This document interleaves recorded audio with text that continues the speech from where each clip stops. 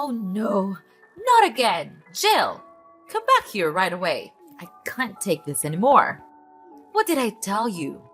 I told you to make hot breakfast. And what have you just done? Does all of this come from the fridge? They are all cold for me to eat right now. This morning, I had a really important meeting, so I had to wake up really early to make breakfast. And of course, you know that food won't be hot all the time for us to eat, right? I'm so sorry for this, but actually, you can just simply put them in the microwave. They'll taste just like new, I'm sure. Oh my goodness. I can't believe in my ears. I'm expecting my daughter-in-law to cook me a simple hot breakfast, and she gave me an iceberg. It's unacceptable. And what have you just said? I microwave the food?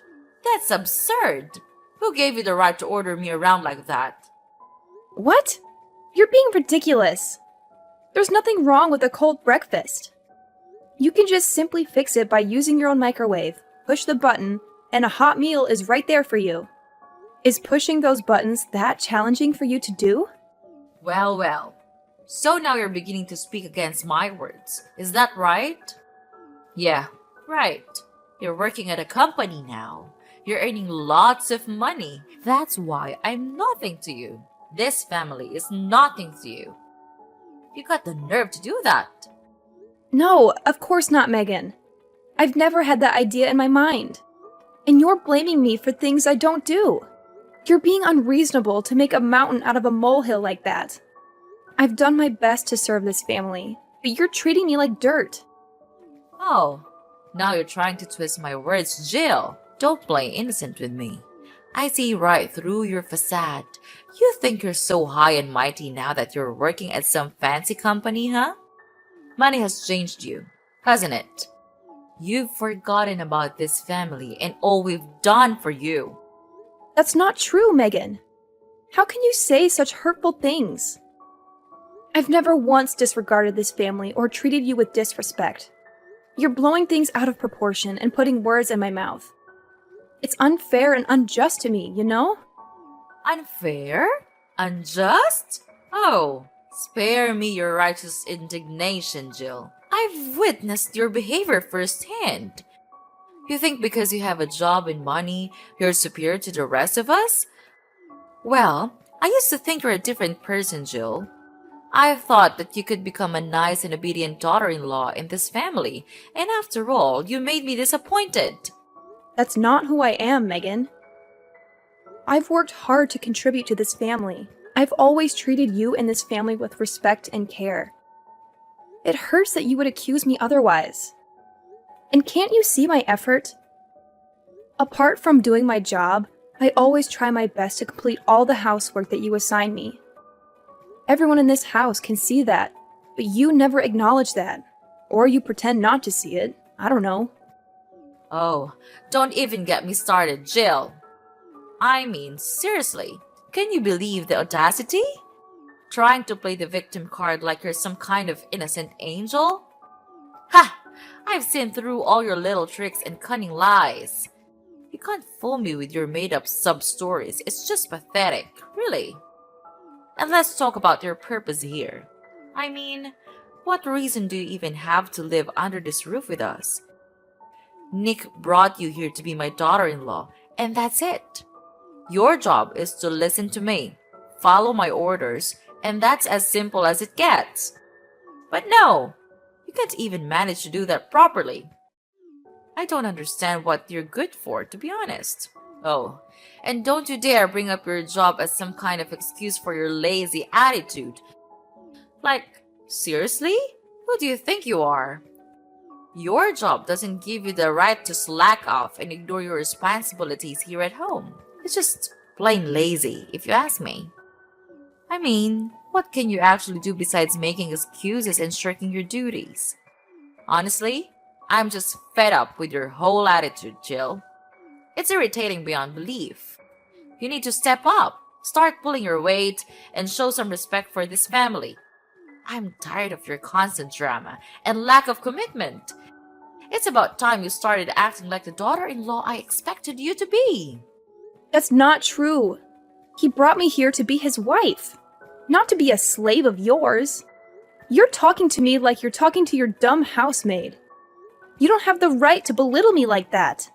I don't deserve this treatment from you. Wait, hold on a second. Are you seriously trying to pin the blame on me? Even when I'm teaching you how to be a good daughter-in-law?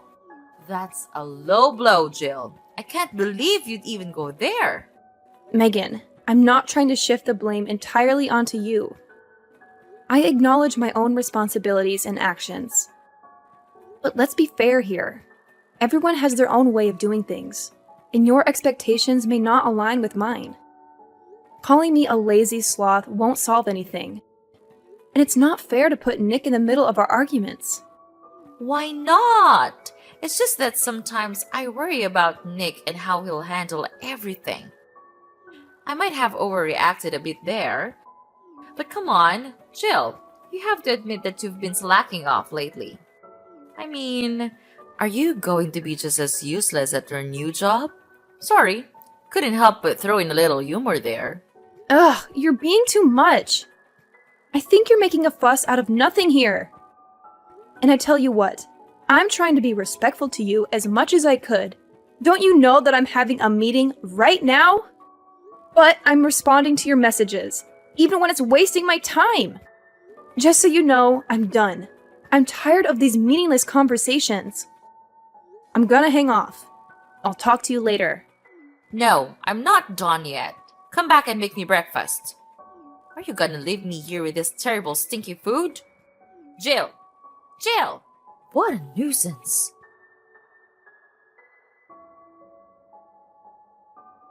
Hey there, babe. Yeah, I just walked in the door and didn't spot you around. So you're still grinding away at work, huh? Hey, Nick. Yeah, unfortunately, I'm still here at the office. The workload today is insane, and I've got a ton of reports to wrap up. It's been a real marathon, to be honest. Dealing with all these documents can be quite draining. I can only imagine, Jill. You've been putting in so many extra hours lately.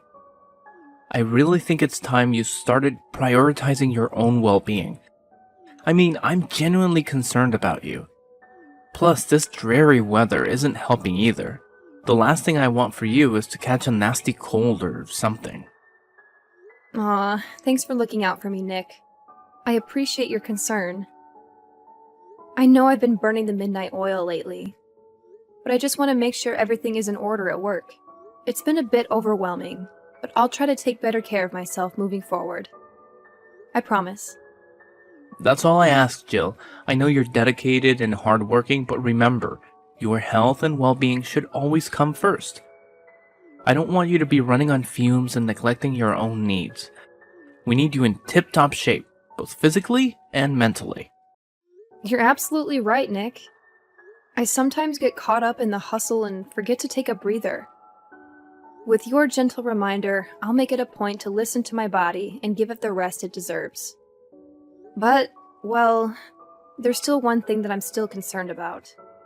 It's hard to talk with you in person. What's so serious, Jill? Just tell me. What's that about? That's about your mom. She's been so unreasonable these days. And I've suffered from that attitude long enough. She's driving me crazy, for goodness sake. Okay, I get it. Just calm down. Maybe she just doesn't know how to express her feelings properly. She's not really good at these things. I know her quite well. No, Nick. It's not simple like that. She never treats me like her real daughter-in-law. She always tries to insult me and blames me for not doing the chores. But you know I'm not that lazy kind of girl, right? I always do my best to make you and this family happy. Of course, I understand, and I am always grateful for that. Thank you, but your mom doesn't see things that way. Yesterday, she scolded me for cooking her cold food. But I don't have any more time left to warm the food for her. But she even refused to warm the food herself and said I was a useless, lazy daughter-in-law. It hurt me, you know? Oh my, are you for real? I'm shocked to hear this about my own mom. Is she that kind of mother-in-law? This can't be true. I know, but the truth hurts. I have tried to hide you from knowing this, but she just can't stop crossing the line. It's like she's being obsessed with blaming everything on me. If my mom hurts you that much, then I won't just stand there watching. You'll have to suffer from it no more. I have your back. Oh, I got an idea. Why don't we hire a housemaid? She'll do things for us, so you'll have more time to focus on your work. Oh, Nick, you really think your mom will be on board with the idea of having a maid? That would be a game changer for sure. I mean, having some extra help around the house would be such a relief. But you know your mom better than anyone. Do you think she'll actually go along with it? I can't help but worry that she'll be upset and resent me even more. Hey, Jill, I understand your concerns, but trust me on this one. I'll talk to my mom about it, and I'm confident she'll see the benefits of having a maid. After all, she wants what's best for our family, and having some assistance around the house could actually make her life easier too. As her son, I have a good sense of what she's open to, and I believe she'll be receptive to the idea. Well, if you say so, Nick. I really hope you're right. It would be amazing to have that extra support. I can't deny that it would make a world of a difference in managing our household responsibilities. It's just hard for me not to worry about your mom's reaction. I don't want to create any more tension between us. Okay, just believe in me. I can do that. But it's late now, I'll tell her tomorrow. Is that okay with you? Anytime is just fine, Nick. I trust in you. Good night. Okay. Good night.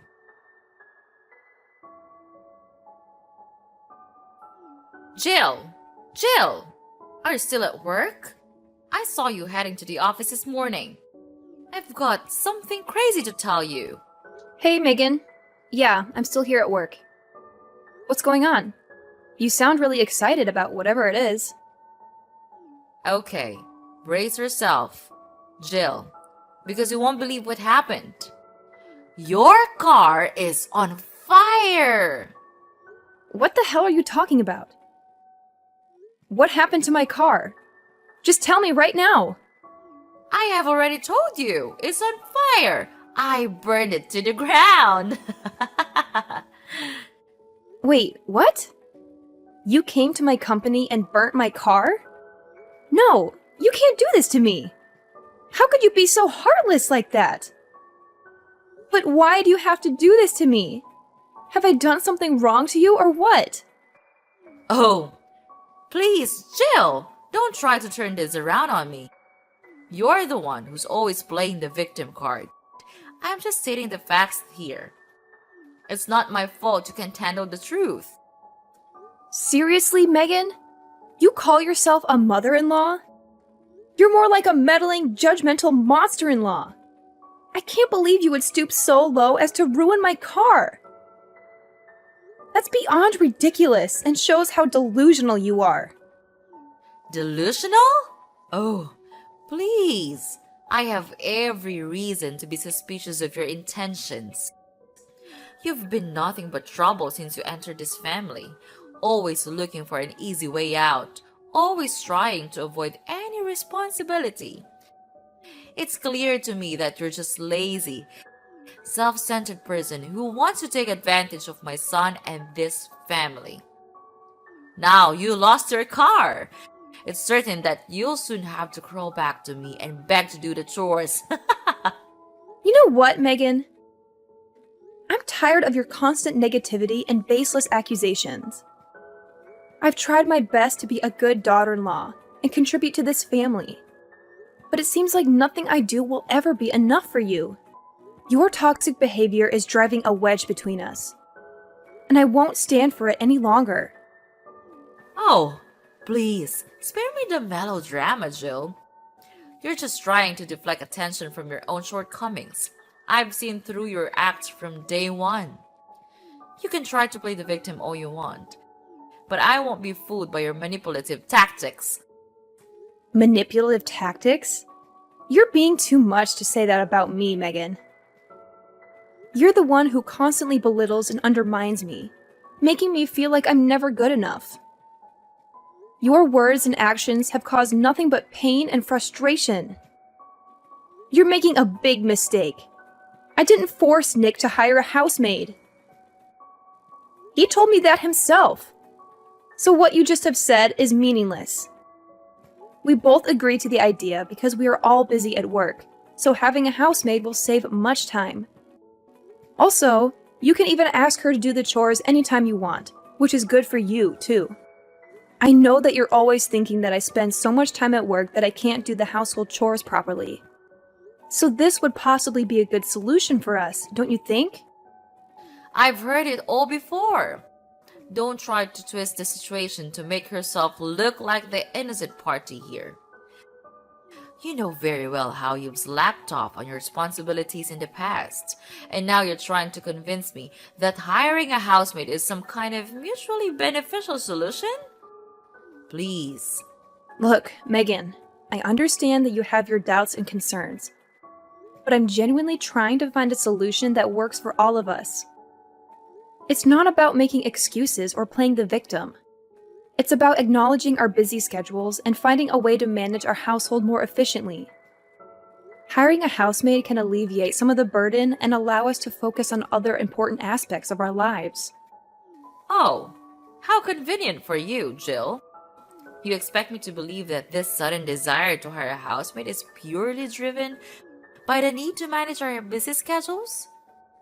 I find it hard to believe that you're not just trying to shirk your responsibilities and take the easy way out. It's clear to me that you're just trying to avoid doing any actual work around here. I can't believe it! After all the things I have done for you, this is how you repay me? I work my ass off to provide the money for this family. For you! But just because I'm not able to do some simple stuff, you decide to burn my car? What kind of logic is that? Don't you think that's not fair at all to me? Blah, blah, blah. All what you're saying is trash to me. It doesn't mean anything. The fact is just the fact. You're a lazy, cunning daughter-in-law who knows nothing but getting rid of your responsibility with the family. Is that enough to say about you? I know that you're so selfish to take care of this family. All you've ever thought of is work, work, and work. How could you treat us that way? Do you really consider me your mother-in-law? If you want to hire a maid that much, why don't you become a maid yourself? I'll be happier with that option as I don't have to pay for the salary.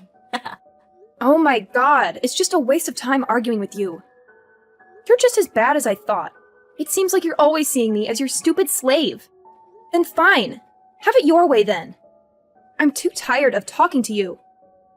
Look at you, Jill, getting all worked up and throwing a tantrum. It's quite entertaining, actually. You think you're so clever and powerful, but let me remind you that nobody is invisible. Your sins will catch up to you eventually, and I'll be there to witness your downfall. Oh, and speaking of sins, take a good long look at this video I just filmed. Your car is catching flames and burning like crazy at the car park. Isn't that a beautiful sight? Your precious possession reduced to ashes. I'll make you pay for that. Then you'll soon learn the lesson for not listening to me. How could you? Wait a minute. Oh yeah. I can't understand why you could be that dumb. Wow, you really are. Now what's that you're so happy about? And how dare you call me dumb? You filthy rat. Mind your words. I'm still your mother-in-law, Jill. You'll never imagine what will happen if I get angry. Okay, enough. I tell you what. It's not my car. What? No way. What are you blabbering about? It's your car. I checked it carefully.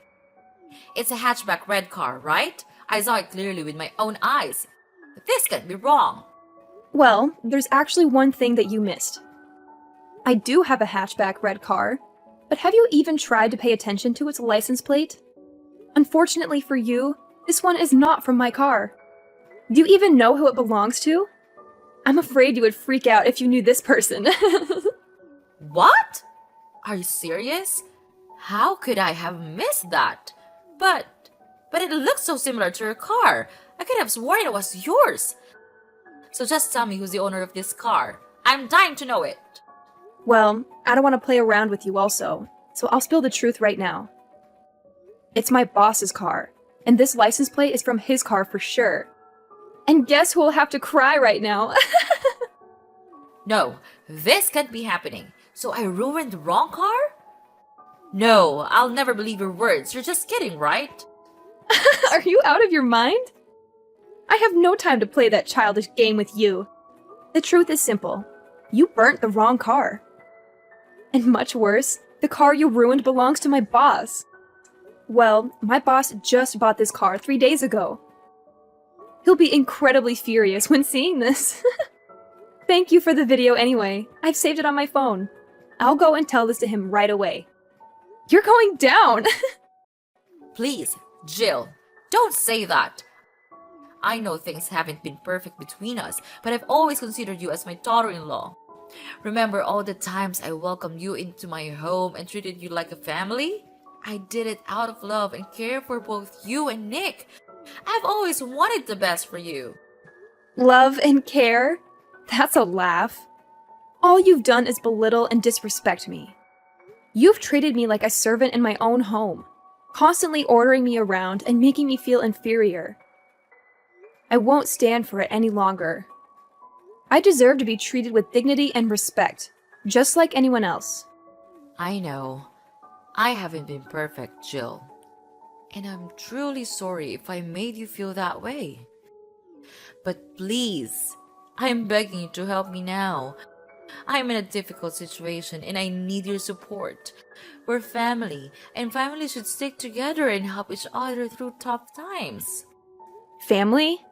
That's a word you throw around when it suits you. But where was that sense of family when you were constantly undermining me and making me feel worthless? I can't just forget all the hurtful things you've said and done. It's not that simple. I understand that I've made mistakes, Jill, but I genuinely want to make things right. I'm willing to change and be a better mother-in-law to you. I don't want our relationship to be filled with resentment and animosity. Please, give me a chance to prove that I can be there for you and support you. I wish I could believe you, Megan. I wish I could see a genuine change in your behavior and attitude. But words alone won't convince me.